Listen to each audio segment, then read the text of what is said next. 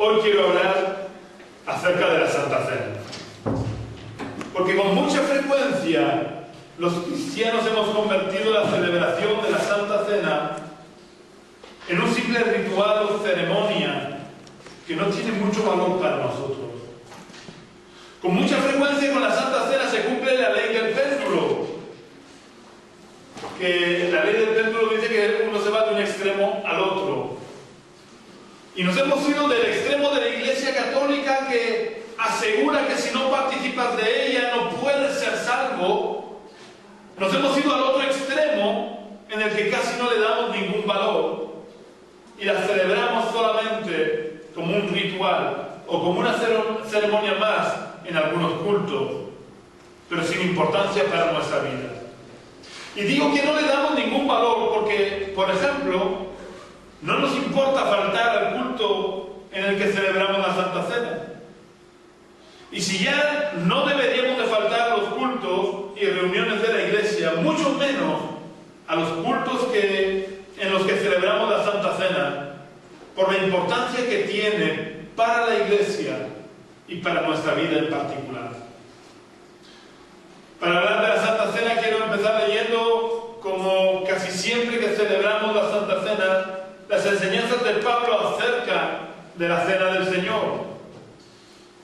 Y quiero deciros que si suelo leer este pasaje y no los pasajes de los Evangelios donde se nos relata los acontecimientos, es porque en los Evangelios solamente hay un relato sin entrar en valoraciones ni en explicaciones de lo que fue la Santa Cena.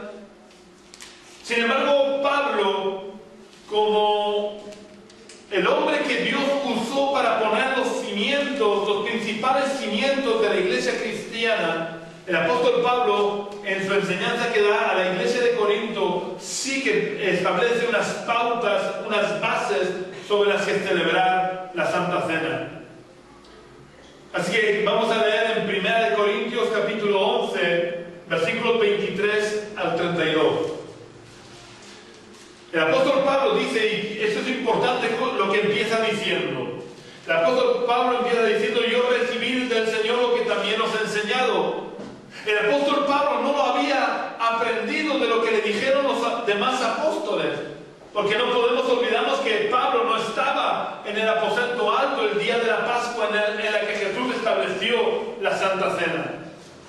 Pero el apóstol Pablo tuvo una relación íntima y personal con Jesús de una manera muy, muy real. De hecho, se cree que él estuvo 3 años en Arabia, en el desierto, y que ahí él recibió del Señor las principales bases doctrinales que luego tenía que enseñar a la iglesia. Pero sea como fuere, la cosa es que el apóstol Pablo no recibió las enseñanzas acerca de la Santa Cena de ningún apóstol. Pablo dice, yo recibí del Señor lo que también os he enseñado. Que el Señor Jesús, la noche que fue entregado, tomó pan, y habiendo dado gracias, lo partió y dijo, tomad, comed, esto es mi cuerpo que por vosotros es partido. Haced esto en memoria de mí. Asimismo tomó también la copa después de haber cenado, diciendo, esta copa es el nuevo pacto en mi sangre. Haced esto todas las veces que la bebáis en memoria de mí. Así pues, todas las veces que comáis este pan y bebáis esta copa, la muerte del Señor anunciáis hasta que Él venga. De manera que cualquiera que coma este pan o beba esta copa del Señor indignamente será culpado del cuerpo y de la sangre del Señor. Es decir, será culpado de la muerte, de la crucifixión de Jesús. Por tanto, pruébese cada uno a sí mismo y coma así del pan y beba de la copa. El que come y bebe indignamente sin discernir el cuerpo del Señor, juicio come y bebe para sí. Por lo cual hay muchos enfermos y debilitados entre vosotros y muchos han muerto. Si pues nos examináramos a nosotros mismos, no seríamos juzgados. Pero siendo juzgados, somos castigados por el Señor para que no seamos condenados con el mundo. Amén. Vamos a orar al Señor. Oh Dios, queremos darte las gracias por lo que tú hiciste por nosotros en la cruz, Señor. Gracias, Señor, porque escogiste el pan como símbolo de tu cuerpo que iba a ser maltratado y escogiste el vino como símbolo de tu sangre que iba a ser derramada por nuestros pecados, Señor. Gracias, Señor, porque cuando todo el mundo pensaba que estabas siendo derrotado en la cruz, estabas obteniendo la mayor de las victorias que nunca jamás ha habido, Señor. Y nos has hecho a cada uno de nosotros partícipes de tu victoria, libertándonos de las cadenas del pecado y de la muerte. Oh Dios, yo quiero pedirte que tú tomes control de mis pensamientos, de todo mi ser, para que yo pueda transmitir el mensaje que nace en tu corazón para tu iglesia. Oh Dios, ayúdame a tener mis pensamientos cautivos en la obediencia a Cristo. Oh Dios, para que tú puedas hablar a través de mí. Oh Dios, por la autoridad del nombre de Jesús, yo reprendo, ato y echo fuera de este lugar toda influencia del principado de tinieblas. Y declaro este lugar bajo la unción de tu Santo Espíritu. Y te pido que tú unjas nuestros ojos con colirio en el nombre de Jesús. Amén. Yo no sé cuántos de vosotros sois de trasfondo católico, pero lo que nosotros celebramos es muy diferente que lo que celebra la Iglesia Católica, aunque las dos cosas se basan en el mismo momento. Según la Iglesia Católica, en virtud de las palabras del oficiante, es decir, en este caso sería en virtud de mis palabras, el pan deja de ser pan para convertirse realmente en el cuerpo de Cristo. Daos cuenta de lo que esto supone. Y el vino deja de ser vino para convertirse real y literalmente en la sangre de Jesús. Esta doctrina se llama la doctrina de la transubstanciación, porque hay un cambio de sustancia. El pan deja de ser pan para ser carne del cuerpo de Cristo, y el vino deja de ser vino para ser sangre de la sangre de Jesús. Esto es lo que opina la Iglesia Católica. Y lo opinan a pesar de que Jesús claramente dice: haced esto en memoria de mí. En ningún lugar Él dice que el pan fuera a cambiarse en su sangre. Es verdad que al hablar Él está empleando una metáfora. Él está diciendo: esto es mi cuerpo que por vosotros es partido. Pero era claramente una metáfora. La Iglesia Católica evidentemente se basa en algo para decir eso. Y se basa, y todo esto os lo digo para que lo sepáis, y si alguna vez habláis con algún católico, pues sepáis por qué dicen esto. La Iglesia Católica se basa en el capítulo 6 del Evangelio de Juan, donde Jesús, hablando con los judíos, les dice: el que no come mi carne y bebe mi sangre no tiene vida. Y también dice: el que come mi carne y el que bebe mi sangre tiene vida eterna. Esto lo dice literalmente el Señor Jesús en el capítulo 6 de Juan. Pero quería Jesús de verdad que comiéramos su carne y bebiéramos su sangre. Era este el propósito de lo que Jesús les estaba enseñando a los judíos. Vamos a ver 4 cuestiones, 4 motivos por los que nosotros no creemos que sea cierto el cambio de sustancia, y por lo que pensamos que esto es una simple invención de la Iglesia Católica. La primera cuestión es que si leemos todo el contexto de Juan capítulo 6, nos daremos cuenta que los judíos efectivamente pensaron que Jesús estaba hablando literalmente. Los judíos de verdad pensaron que Jesús les estaba diciendo que tenían que comer su carne y beber su sangre, por lo que se escandalizaron. como creo que cualquiera de nosotros nos hubiéramos escandalizado si alguien nos dijera que tenemos que comer su carne y beber su sangre. Pero al final de todo este pasaje, al final de toda esta enseñanza, después de que los judíos se escandalizan, el Señor Jesús da la clave para interpretar sus palabras. Y Jesús les dice: el Espíritu es el que da vida, la carne para nada aprovecha. Las palabras que yo os he hablado son espíritu y son vida, dando claramente a entender a los que le estaban escuchando que no les estaba pidiendo literalmente que le pegaran un bocado. Jesús les estaba diciendo claramente que estaba usando una metáfora cuando les está diciendo que debían de comer su carne y beber su sangre. Pero además, si fuera literal el pasaje y debiéramos comer su carne y beber su sangre para tener vida eterna, yo pregunto, ¿por qué los católicos no pueden participar del vino?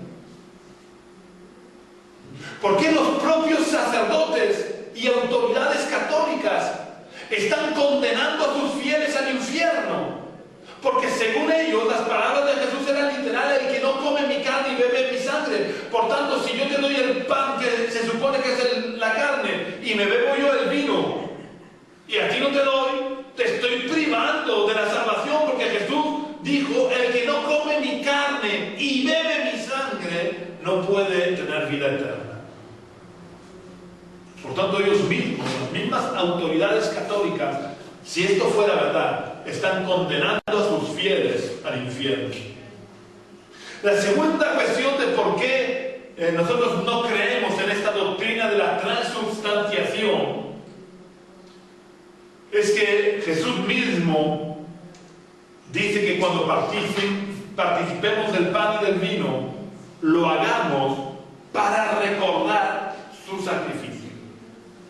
En aquella época en la que no habían fotografías, Jesús cogió lo que tenía más a mano, que se pareciera a su cuerpo y a su sangre, para establecer un recordatorio del sacrificio que él iba a hacer.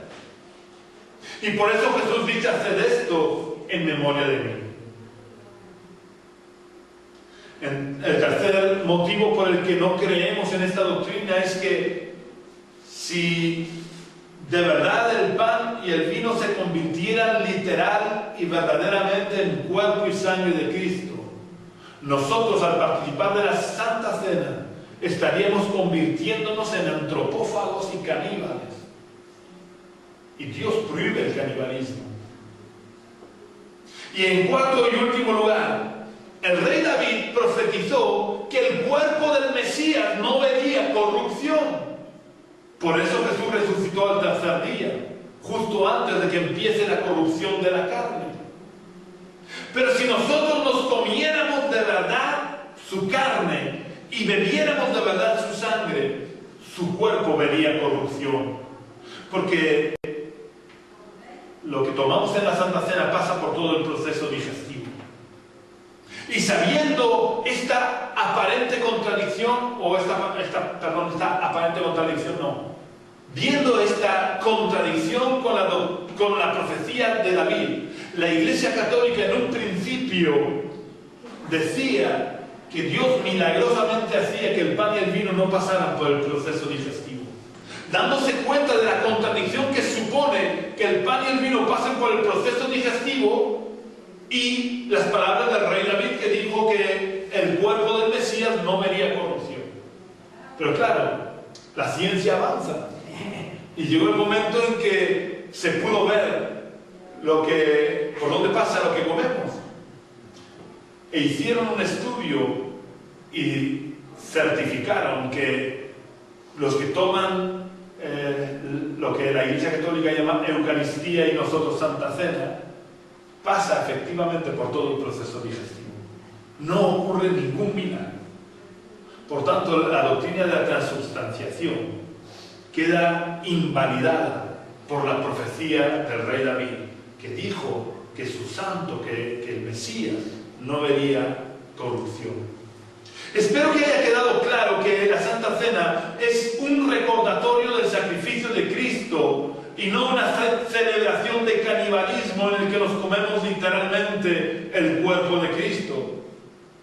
Pero también es muy importante no irnos al otro extremo y pensar que la participación de la Santa Cena no tiene importancia, porque es una de las celebraciones más importantes que la Iglesia realiza.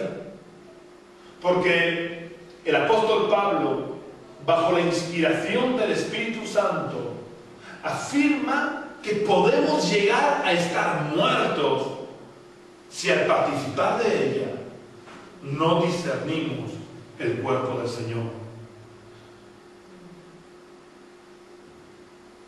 Pero, ¿qué significa? ¿Qué quiere decir? ¿Qué quería decir Pablo con eso de que debemos de discernir el cuerpo y la sangre del Señor? Discernir el cuerpo del Señor significa básicamente que al participar de la Santa Cena debemos de ser conscientes de que pertenecemos a un mismo cuerpo. Todos y cada uno de los que participamos de la Santa Cena somos miembros los unos de los otros y todos miembros de Cristo. Somos miembros del cuerpo del Señor.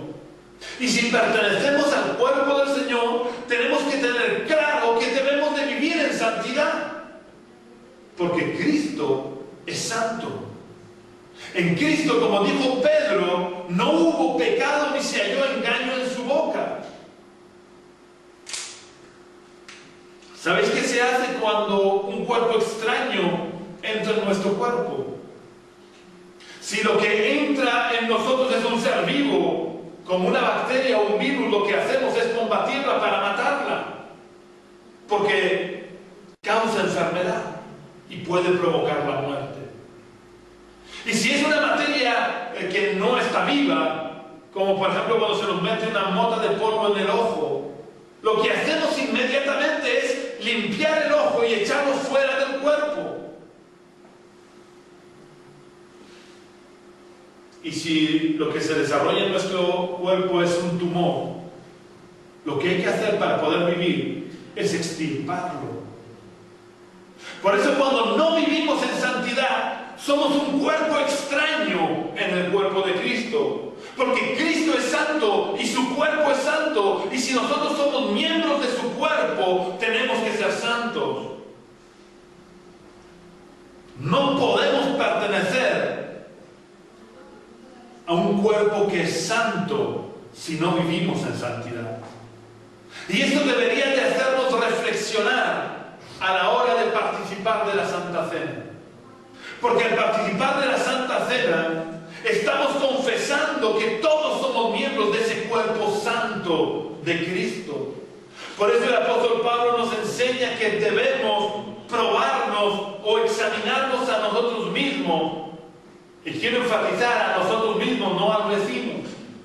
Debemos de examinar nuestra vida para ver si de verdad estamos viviendo en santidad o hay pecado en nuestra vida.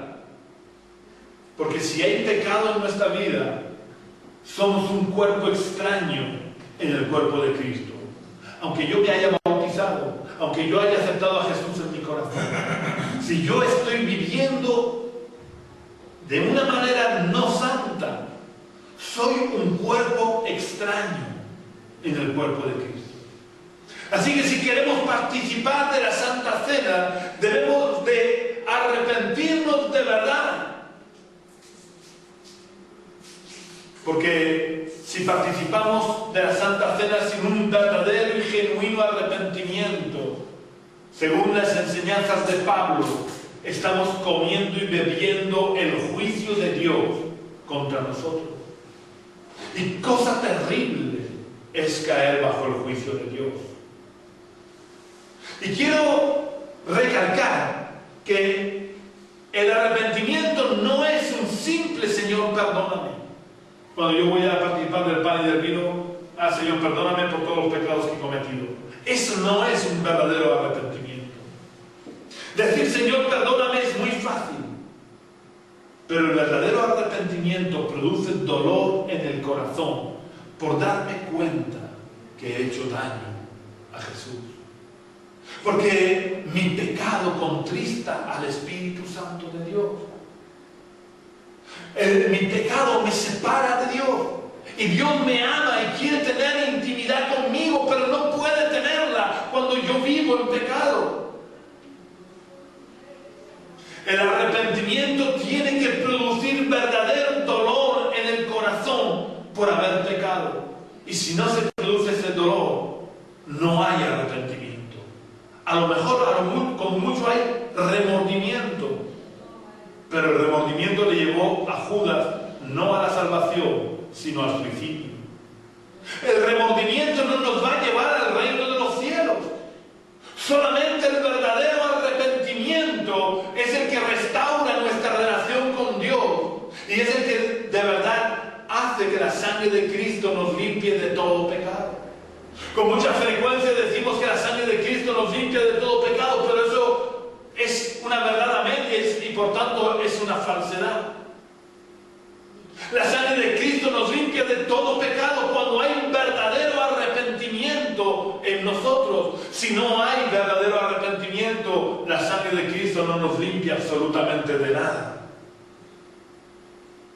Cuando nos hemos arrepentido de verdad por nuestros pecados y sentimos el dolor en el corazón por haber ofendido a Dios, necesariamente esto tiene que llevarnos a tomar la decisión de no volver a pecar. Muchas veces os pongo el ejemplo un poco en plan de broma, pero es así. Muchas veces ocurre entre los futbolistas que se dan una patada o se ponen la zancadilla y el que ha cometido la falta se vuelve al que está en el suelo y le da la mano y dice perdóname, y luego cuando se da la vuelta realmente está pensando la próxima vez te lo haré, pero que no se note. Y muchas veces cuando nosotros venimos a Dios tenemos esa actitud, pero esa actitud refleja que no hay verdadero arrepentimiento. Cuando hay un verdadero arrepentimiento, en primer lugar sentimos dolor en el corazón por el daño que hemos hecho, pero hay también un firme propósito de no volver a cometer el pecado. Si este deseo de no volver a pecar no está en nuestro corazón, no hay verdadero arrepentimiento. Vamos a ver lo que Jesús le dijo a la mujer que fue pillada en adulterio. Vamos a leer en el Evangelio de Juan, capítulo 8 y versículo 11.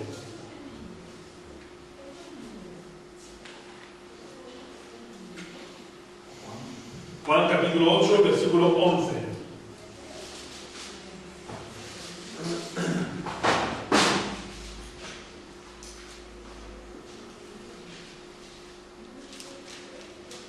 Y ella dijo, ninguno, Señor. Entonces Jesús le dijo, ni yo te condeno, vete y no peques más. Muchas veces nos quedamos con la primera parte de las palabras de Jesús, ni yo te condeno.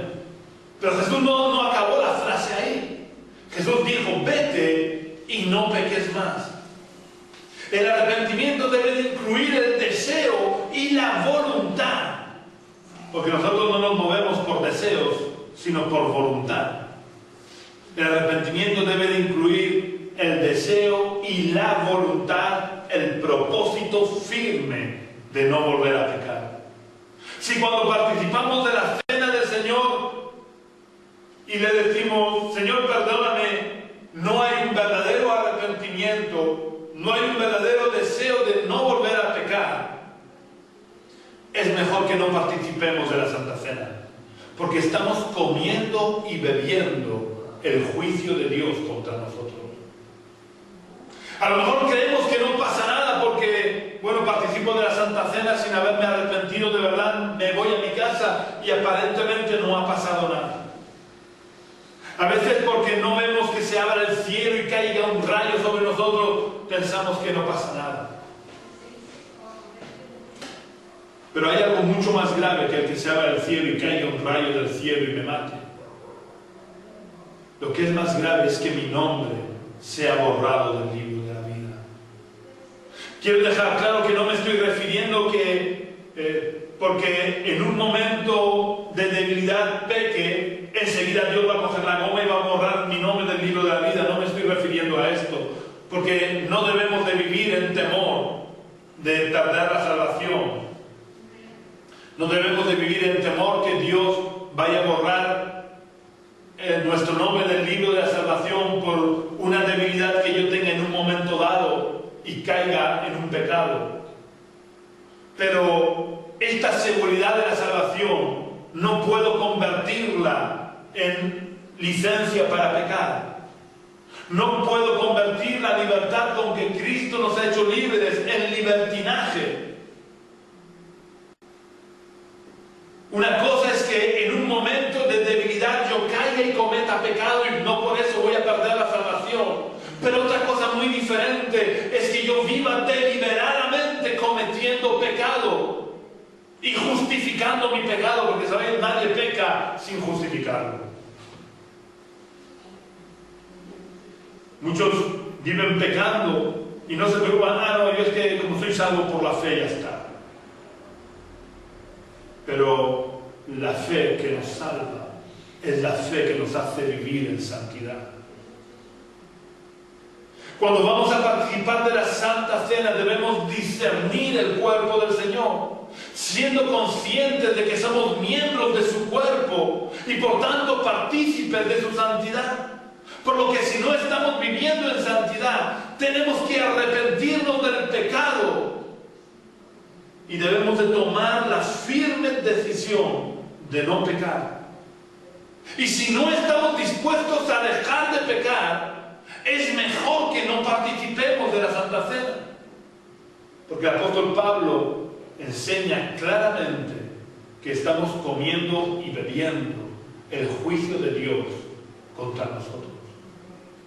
Discernir el cuerpo del Señor también implica el que seamos conscientes de que lo que nosotros hacemos afecta y repercute en todo el cuerpo, es decir, en todos los cristianos.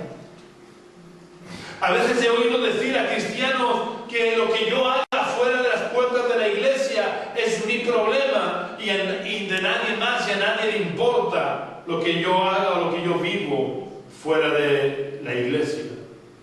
Y este es un grave error. Si pensamos así es que no discernimos el cuerpo del Señor. Porque somos un cuerpo en Cristo y todos miembros los unos de los otros. Por lo que yo hago en secreto afecta a todo el cuerpo. Lo que yo haga, tanto si estoy reunido con la iglesia como si estoy a solas en mi casa, todo lo que yo haga repercute en todos los demás cristianos. Tenemos un claro ejemplo en la historia de Israel con el pecado de Acán. Dios había dicho que no podían coger nada que perteneciera a los habitantes de Jericó. Todo lo de los habitantes de Jericó tenía que ser puesto en la plaza y ser quemado. Nadie podía coger nada. Pero hubo un hombre, un padre de familia de Israel, que vio unos mantos babilónicos muy bonitos y vio unos lingotes y dijo, bueno, si yo tomo esto, ¿a quién le importa? ¿Quién me ve? Y cogió y lo escondió. Las consecuencias fueron muy grandes, porque todo el pueblo de Israel fue derrotado en la batalla. El pecado de Acán que él hizo en secreto repercutió en todo el pueblo de Israel. Pero repercutió también, sobre todo en él y en su familia, porque todos murieron apedreados. ¿Y qué culpa tenía su familia? Podrás pensar. La culpa es clara, es porque Acán lo escondió en medio de su tienda. Es decir, que toda la familia estaba enterada de lo que él había hecho. Pero entonces, aunque no se hubiera enterado, da igual. Josué y los soldados de Israel no se habían enterado de lo que este hombre había hecho en secreto, pero todos fueron derrotados en la batalla y todos tuvieron que pagar las consecuencias. Cuando algo va mal en un miembro, cuando un miembro de la iglesia hace algo que no debe, aunque nosotros no nos enteremos, pero eso repercute en el ambiente espiritual de la iglesia y el cuerpo de Cristo se resiente. Si yo me hago un corte en la pierna no puede decir al resto del cuerpo, no os preocupéis que el corte lo he sufrido yo, el corte es cosa mía. Porque si se desangra, no se desangra la pierna sola, se desangra todo el cuerpo. Si la herida se infecta, no sufre la pierna la infección solamente, la infección contamina todo el cuerpo. Si yo me pillo un dedo en una puerta, no puedo decir, no pasa nada, tranquilo, el perjudicado es el dedo. Si me pillo el dedo en la puerta, todo el cuerpo siente el dolor. De la misma manera, cuando un miembro del cuerpo no anda bien, todo el cuerpo se resiente. Cuando un miembro del cuerpo de Cristo se contamina con el pecado, todo el cuerpo se contamina. Y tener esto claro es parte de discernir el cuerpo del Señor.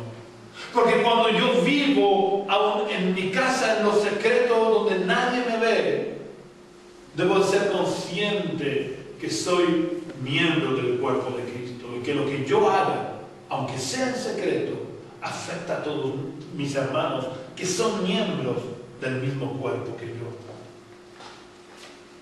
La última enseñanza que quiero que meditemos acerca de la Santa Cena es lo que dice el apóstol Pablo, de que cuando participamos de la Santa Cena, la muerte del Señor anunciamos hasta que Él venga. Cuando participamos de la Santa Cena, debemos de ser conscientes de que estamos anunciando la muerte del Señor. No cualquier cosa, no estamos anunciando una película de vaqueros. Estamos anunciando el tremendo sacrificio que tuvo que hacer Jesús por nosotros. Pero yo quiero que nos preguntemos, ¿a quién o a quiénes les estamos anunciando la muerte del Señor? Si la Santa Cena la solemos celebrar cuando está la iglesia reunida, no cuando estamos en una campaña, ni cuando estamos evangelizando. ¿A quiénes estamos anunciando la muerte del Señor? Es verdad que cuando el apóstol Pablo escribe esto, cuando la iglesia se reunía, solían haber inconversos a los que les habían testificado. Porque la iglesia del primer siglo era muy consciente de su obligación de dar testimonio de su fe.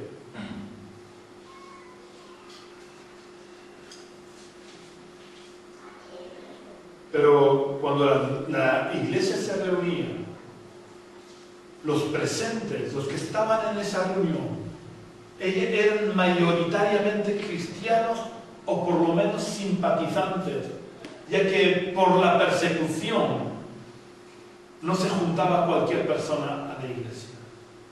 Cuando se juntaban con la iglesia es porque se habían convertido o estaban en el proceso de conversión. Así que quiero insistir, ¿a quién anunciamos que Jesús murió? Si somos todos cristianos y ya lo sabemos.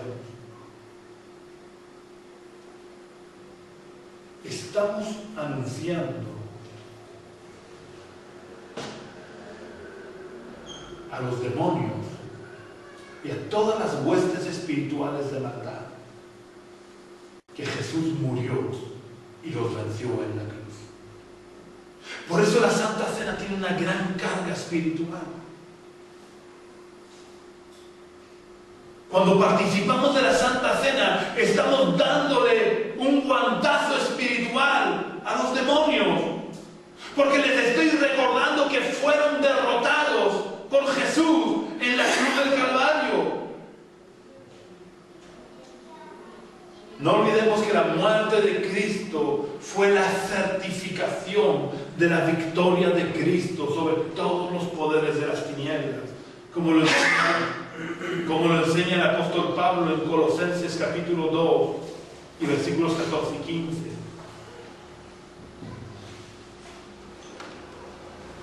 Cuando lo encontréis, por favor, leanlo. Colosenses capítulo 2, versículos 14 y 15.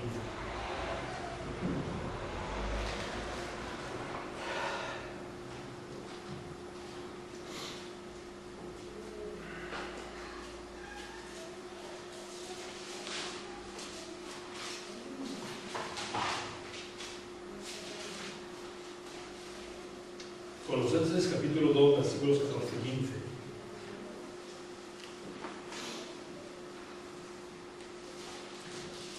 Anulando el acta de los decretos que había contra nosotros, que nos era contraria, quitándola de en medio y clavándola en la cruz, y despojando a los principados y a los potestades, los exhibió públicamente, triunfando sobre ellos en la cruz. La muerte en la cruz de Jesús supuso la derrota total del principado de las tinieblas. Pero no fue una derrota hecha en lo secreto.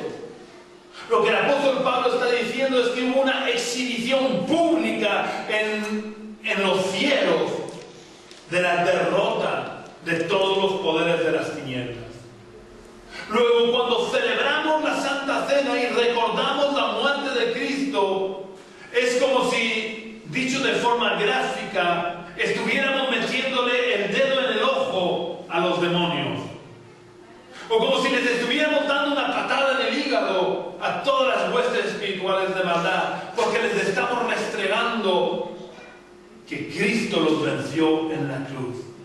Y los exhibió públicamente, demostrando su victoria sobre ellos.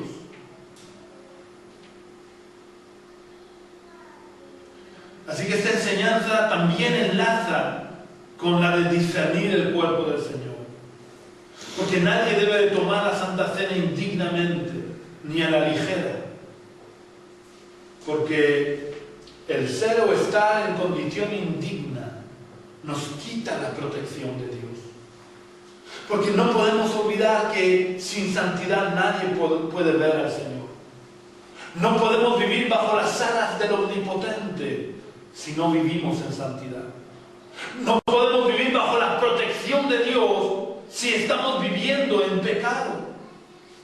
Porque el pecado rompe nuestra comunión con Dios. Y eso nos deja completamente desprotegidos ante el principado de las tinieblas. Creo que es fácil darnos cuenta de lo peligroso que puede resultar el que le metas el dedo en el ojo a un león. Y Satanás es un león rugiente. Y el que tú estés recordándole que Cristo murió y los venció en la cruz es estar metiéndole el dedo en el ojo o estar metiéndole el dedo en la llaga. Así que si tú no estás protegido por el león de la tribu de Judá, mi consejo es que no juegues con el león rugiente, que no trates de meterle el dedo en la llaga. Si no estamos bien protegidos bajo las alas del Altísimo, yo os recomiendo que no desafiemos a las tinieblas, porque nosotros fuera de la protección de Dios nada podemos en contra del principado de las tinieblas.